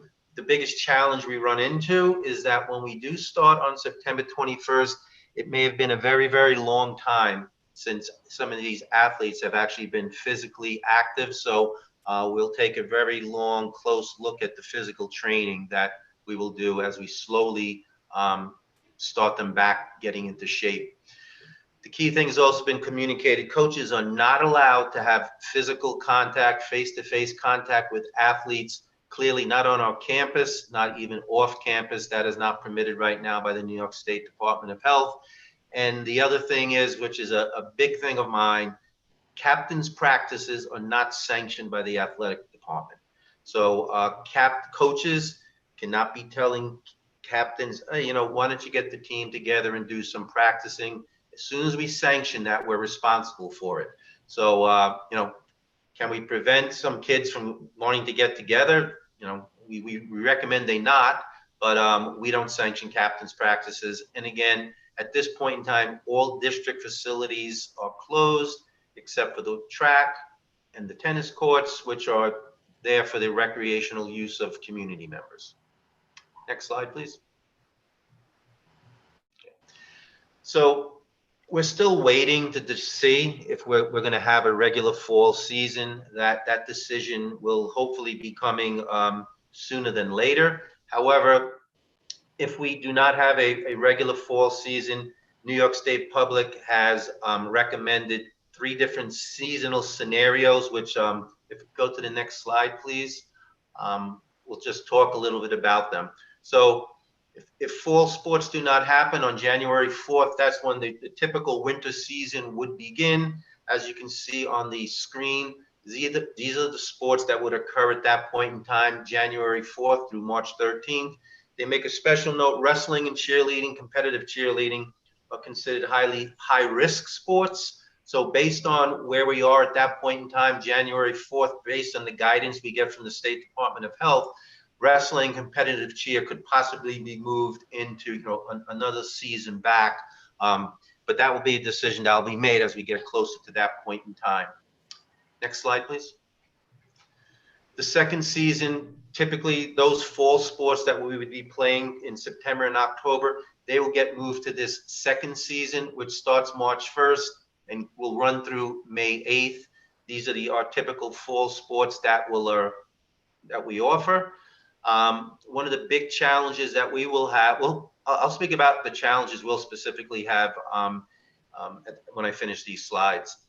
Next slide, please. And this is the third season scenario, starting April 5th, ending by June 12th. And these are the sports that will be offered. A couple of challenges that we will have, is the fact, number one, boys and girls tennis could be offered during that spring season. We have, I believe, 4 tennis teams between high school and modified, and really, 6 tennis courts that we're dealing with. So that will clearly be a challenge. All 3 of these seasons, they have a 2-week overlap. So the challenge we have there is that if you're an athlete, let's say in season 1, season 2 will have started before season 1 was over. So right now it's a 2-week overlap. Section 1 is trying to take a look at reducing that, so it's maybe only a 1-week overlap. The one good thing about it is some of the practices from the previous season can be carried over into the next season. It's also a challenge for us with coaches because some coaches will be coaching 2 seasons that are back-to-back, and in a sense, those 2 seasons could be going on at the same time. Last challenge will be facilities. We're a little facilities challenged, and the thing that will make it a little bit more difficult is that that second season that will have football and soccer played, we'd be starting it up in March. Now, March is always a little iffy because of snow, wet fields. So you have football is a sport that is the hardest on any kind of grass field.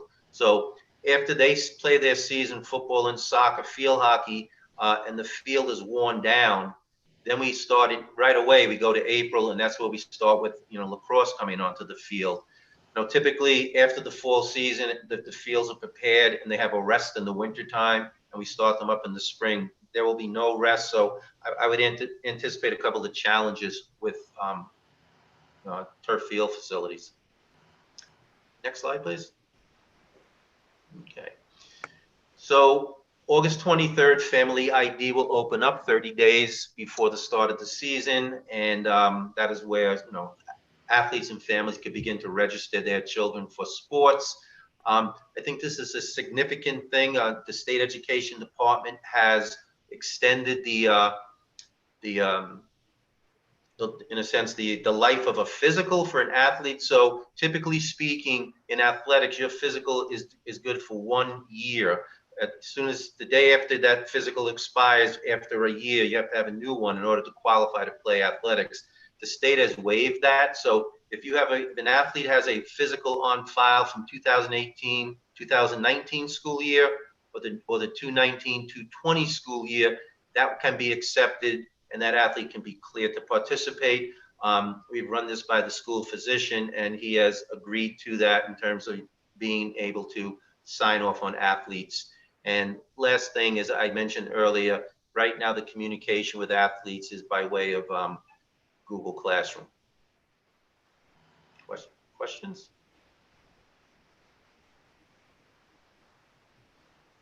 Thank you, Mike. Thank you Okay. very much. I wanted the board to have a chance to hear, what it is you're working with and trying to put together based on whatever scenario comes to fruition. Once again, we're in a holding and waiting pattern on that information. Yes. Okay, I- thank you. I just want to put in a plug for fencing because it's a sport where if you get closer than 6 feet, you get stabbed. And you have a mask on. There you go, Another good right. thing. Yeah. It's a naturally socially distanced sport. Fencing's a good sport. It is, yes. And And that, I believe we do have a fencing club. I don't think it's Correct. I don't know that it's part of it's done as a co-curricular. so that concludes my superintendent's report.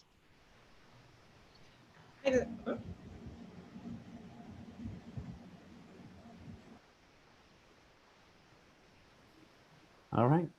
So we will move on now to donations. The first one Deba mentioned already. Recommended action that the Board of Education gratefully accepts a grant from the Croton Harmon Education Foundation, CHEF, in the amount of $36,750 to purchase portable cameras for remote learning district-wide. Second.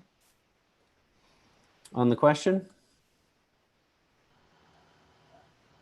I'm sorry, who was the first one? I didn't hear them. Neil, Thank you. All in favor? Aye. Opposed? Abstain? Motion carries. 5.2, donation. Recommended action that the Board of Education gratefully accepts a donation in the amount of $400 from Eric Kohler as a contribution to the Carrie E. Tompkins Elementary School.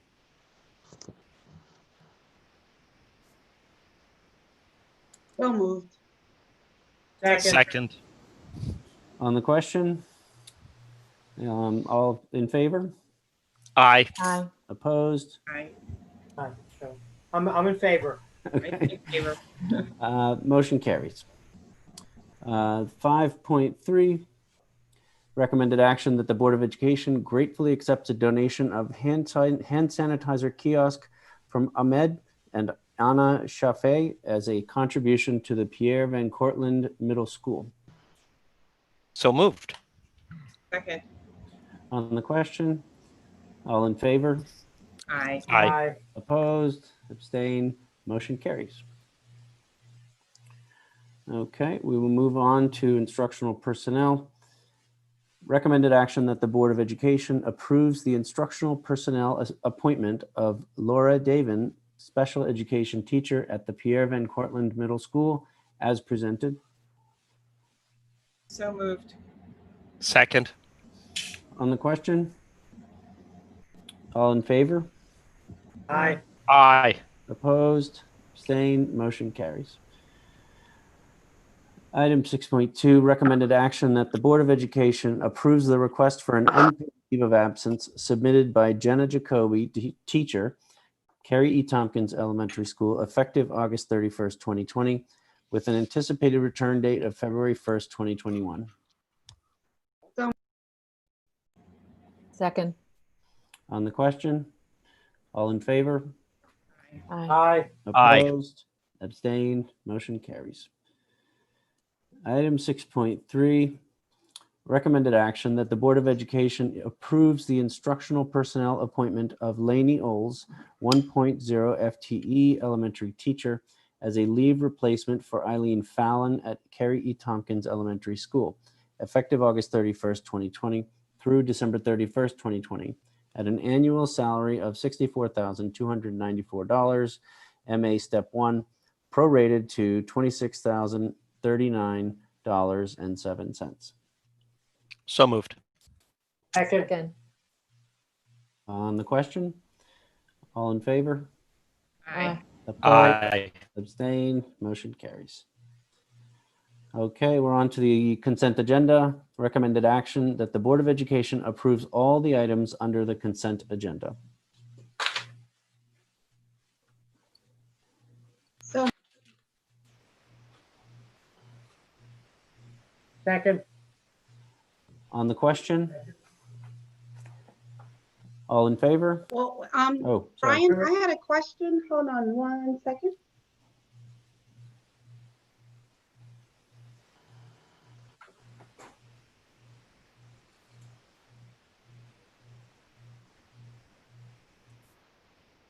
I think the question was on the, never mind. Anybody else on the question? I had a question specifically about, and I should have noticed this before. We have a lot of unfilled spots on the Health and Safety Committee recommendation, and if we, is it? My question is more. I obviously should be working on that, right? Presumably, CTA is going to provide some representatives. We don't have those identified yet, and we'll have to appoint those at a later date. Is that correct? Correct. Yes. I've reached out, yes. Okay. And this is a case where I think we might want to try to do some real recruiting for a non-parent community member, if anybody has any ideas.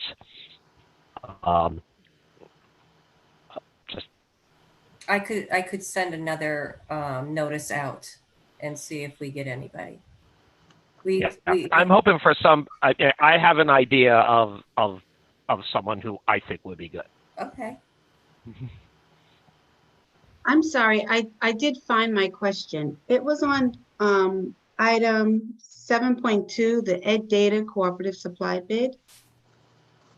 And I just needed a clarification. When I was looking at the agenda, it said the amount of the bid was for $2,000. Oh, you changed it. That's why my question is no longer relevant. Thank you. Like magic. Okay. All in favor? Aye. Opposed? Aye. Abstentions? Motion carries. And I was in favor, sorry, slow to unmute. Okay, maybe I'm going too fast. No. All right. Well, we're on to the closing of the meeting. And the first item there is the board reports. We have on here first advocacy. Do you have anything to report? Well, we did that resolution and we had a meeting. We've had a couple of meetings where public members have attended. We sort of, everything we've been covering is in the resolution. I know that NISBA is having a couple of meetings tomorrow. I'm going to represent our community with Senator Gillibrand, and then we'll also have an opportunity to speak to Congresswoman Lowy. We'll just kind of get a feel for what's going on with these Zoom meetings, make it a lot easier. So we'll have more to report on that. And then Neil, do you have anything from Westport lately? No, the only thing I could say from Westport is at the last Westport Town Hall meeting, right, there was discussion. Basically, every district presented what their reopening plans were going to be. The executive director of West Park, Karen Belanger, said that there really was not anything particularly on the horizon that she was aware of, other than the subject about which we have provided a resolution of tonight. So there was nothing that she had sensed that we needed to be involved in the short term. Although the one thing I will add is that when we send the resolution out with the voter voice letters, we really hope that the public will add their voice to our resolution by following up with that. And I thank advocacy again. Thank you very much. Okay, and board development? Nothing? Yes, no, we do. So board development met. We came up with a couple of ideas. I was trying to pull it up on the computer. So I'm going to go from my handwritten notes because I can't multitask the computer. One of the things we thought of is setting up a shared folder. We have the shared, and I might be using the wrong terminology, so please forgive me, but a shared folder that would be on our shared drive, where when you're reviewing the agenda, if you have questions that come up, you would put your questions into the shared folder. And then the board officers would take those questions and identify to administration the ones that need clarification for items that are on the agenda. And then they would also have an opportunity to see the questions that we have with regard to materials on the agenda. The hope and the thinking here was that way other board members can see some of the questions that are being generated from the agenda. And at the same time, administration would have the opportunity to prepare for the meeting, but then the questions would all be, like we did tonight, answered at the meeting. But the shared drive would kind of take some of the work off of the shoulders of the board officers as well, because we would be typing our questions into this common drive or document. Another thing we talked about was, quite often we find articles or things of interest and we send them out to everyone. We send it out, and it sometimes can get overwhelming in our inboxes. So we would create a shared folder, I think is the right term, for everyone to deposit articles in. And that way, administration and the board, we can go in and we can look at those articles, and we don't have to search through emails and go crazy if we forget to look at it right then and there when it comes through.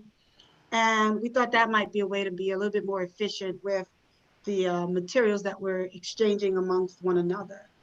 So we wanted to bring that to the board to consider as well. The other thing is the Black Cow folder. I sent along to the communications committee. I'm not sure if they had a chance to meet and discuss a suggestion that the board development came up with for how we can possibly continue Black Cows during our virtual existence.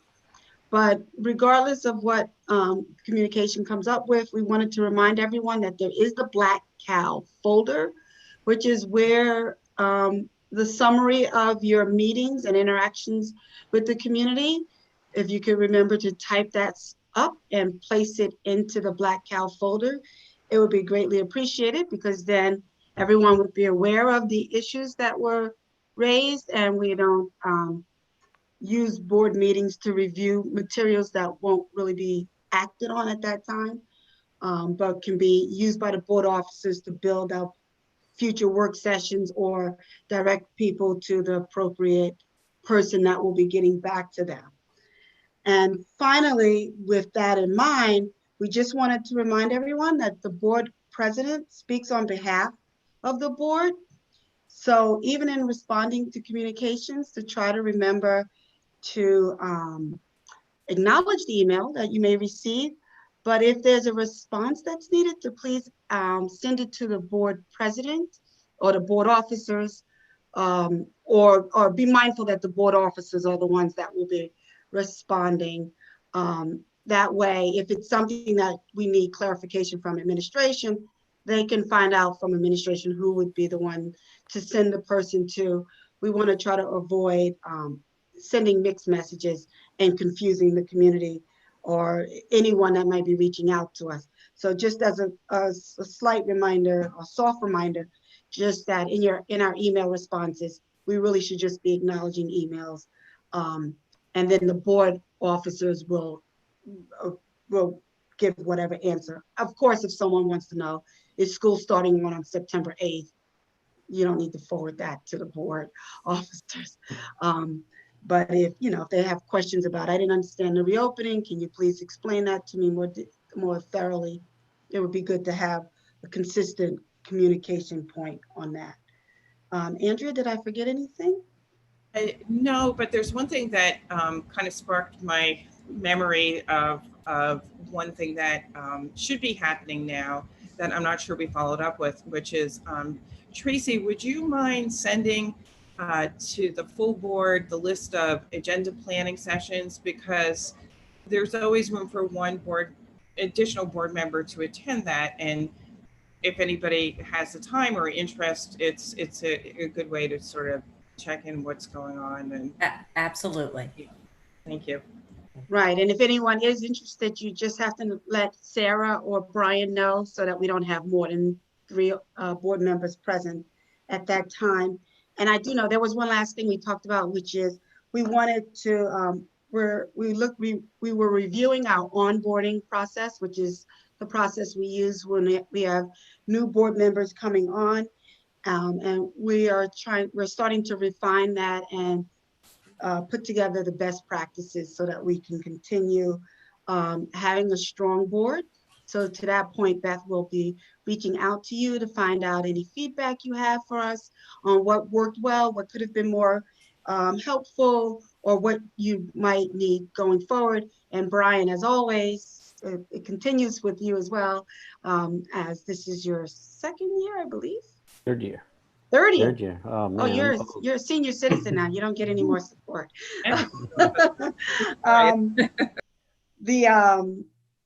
So that's I think that wraps up board development at this point. Okay. But if everyone could give us feedback on that question of the shared drive and shared folder, if you I can think that's a fantastic idea, and we'd it's super appreciate it. simple. I think it's a great idea, and I would add to it that the Black Cow one could be expanded to Black Cow and social media. Great idea, Josh. I think it's a great idea. The shared drives and shared folders. Agreed. Yep. And we don't have to get it perfect the first time. We start doing it away, and then we can refine it as we go, obviously. Yeah, Drive is Yes, really easy and flexible. And since Black Cows would be starting in about 2-3 weeks, if communications could, even if you can just give us a quick thumbs up, thumbs down, or what you want, because Sarah needs to send out a schedule for Black Cows going forward. So just in case you missed the email, we were thinking if we did it virtually and having 2 board members set up a virtual Black Cow where people would sign up and say, I'm going to come for, we give them a schedule, because it would be a little bit unruly to have people sitting for an hour at their house. But if they know my time is from 10 to 10:15, if they sign up, if they have questions, that's what we pitched to you. If you can refine it and get some feedback for the full board for the next meeting, that would be appreciated. There's tools that can be used for online office hours, which might be perfect for that.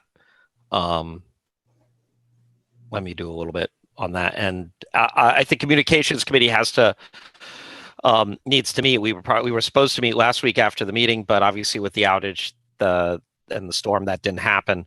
So presumably, after today's meeting, we'll get a meeting on the schedule. And probably Friday. But I'll talk to the committee. Oh, and just to tag on, Josh, myself, and John have met as part of communications to start playing around with the upcoming diversity and equity community forum we're trying to put together for later in the fall. And we had our first meeting as the administrative team with the Metro Center, Natalie Zwerger. Very nice. In the midst of all of this, it was so nice to, you know, focus on that work, such important work.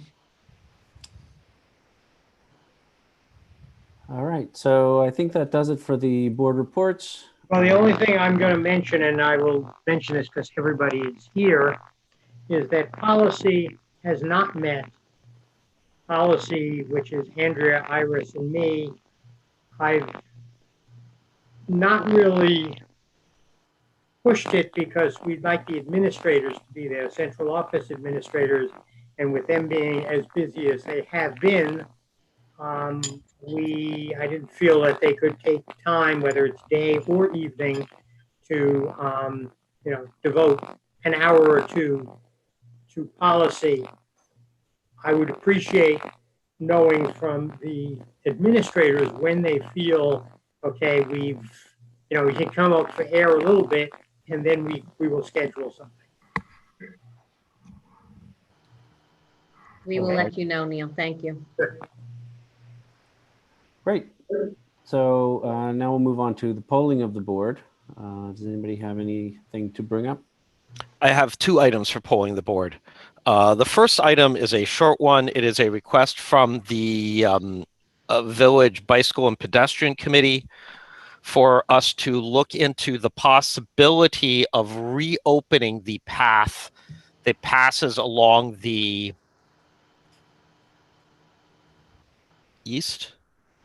south side of Croton Harmon High School towards PVC. Apparently there's desire for that to be open for pedestrians and possibly for bicyclists. And they asked if we could look into that. I'm told that at some point there was a conversation with Mike Plotkin about that, that some member of the committee had with Mike Plotkin about that, and but that's about as much as I know about it. I understand that it was open at one time and it was later closed. Just something to that was brought up there. Josh, to Yes. respond to that, you're talking about a pathway basically along the outside of the fence that's in the outfield of the baseball field, correct? I'm not sure that was the section they were concerned with. I think you're more concerned about the section that is on the north side of the building. Excuse me, on the south side of the building. Right, but that goes down along that fence and down to get near PVC. Right. Right, which is our property. And that was closed off probably 6 or 8 years ago because there was concern about safety and insurance, because that path was unimproved and there were concerns about debris, trees, etc., and people being injured using that to transverse between Old Post Road South and PVC. And I recall there was discussion with our insurance carriers about that and our facilities people. I would question, you'd have to question whether or not that is safe, or whether or not we would then, once we've opened that up, then we are responsible. We may be responsible for clearing it. We may be responsible for making sure that it is safe from debris. And those were all issues that we talked about. It may have been more than 6 or 8 years ago. I think it was more, because certainly before I don't think it was. I don't think I was on the board yet. So I remember that discussion, and that's really something that Paul Gibbons and insurance should be dealing with, and our administration before we can go forward. Right, and it would be something that would need to be discussed with the village, since that's really where the request is coming from, in a sense. Mm-hmm. I don't also, think I would add that everybody there- who's talking there about might it is talking about could it be improved? Not just could it be reopened, but could it be reopened and improved or Yeah, improved but it and is our reopened? land. Right. And I also recall there might have been some concern, I'm not sure, about an area that is not particularly well supervised and, it's on the side or behind people's houses. Right. Where there's no separation or no fencing between people's yards and what was a pathway. Those are all things that would have to be explored. Right. I think this is a topic for a work session. I did indicate to the Bicycle and Pedestrian Committee of the village that it was unlikely that this would be addressed very quickly. And, they seem very eager about this. But I did indicate to them that obviously the school district has a lot on the plate right now, and that this would be something that would be addressed. That the question would be answered, and we would take it under advisement. The other item that I have for polling of the board is that, with the storm, people have been very reliant upon cell phones. And I know in the past we have looked into improving the cell phone coverage within the district. We had the tower proposal that ended up getting blocked, to put where there was a proposal about the tower near CET. But there's increased noise about this right now, and it's not about noise is not the right word. Increased chatter about this. I mean, it is definitely not noise. It is signal. People are concerned about the fact that they couldn't reach now that with phone lines down and with the power out, there was poor communication, even for emergencies within the village and within the district. And it might be the time, especially now that 5G rollout is happening, and a lot of the cell phone companies are looking to increase the number of cell sites because 5G requires cell sites that are closer together. It might be time to reach out to tower companies to see if they might be interested in hosting towers on our buildings again. I know there was interest in that at some point in the past, and we reached out and we didn't really get any nibbles, but it might be something to look back into. And who knows, maybe we might be able to get some revenue out of it. And I know this is something that I've asked before, but it just popped up again in social media again recently. Okay. Any other things to bring up? I do. So this is like a looming issue that we just keep, it intersects with schools. It's not our job, but what I'm talking about is childcare. When we're going through the whole descriptions of fluidity and everything, we know that this is going to be a really, really difficult situation for many of our community members. And it's a national problem. It's not a Croton problem, but we know that a lot of our parents are really going to be probably in some situations that they were not expecting. Or so I've discussed this with our board officers. It's not really our purview, but I am wondering, we've been covering so much information in our reentry plan that today, Dr. O'Connell, I was really happy when you shared like a list of emergency places or resources. I just wanted to make sure that perhaps our support people in our buildings, our guidance counselors or whatever, maybe they may be able to develop like a toolbox for parents, or I don't know if this could turn into a bigger community discussion, because it really is going to affect a lot of what's going to be happening in the fall. And I just, it's a big issue, but I just wanted to bring it up and see if there's some ways we can sort of facilitate this. But again, it's not, it really is a problem that schools are responsible for childcare. And, it may turn into an advocacy issue. eventually, but I don't think it's not really up to schools to be advocating for better childcare on their own. So I just wanted to bring that up because it's yet on I think all of our lists of things that are keeping us up at night.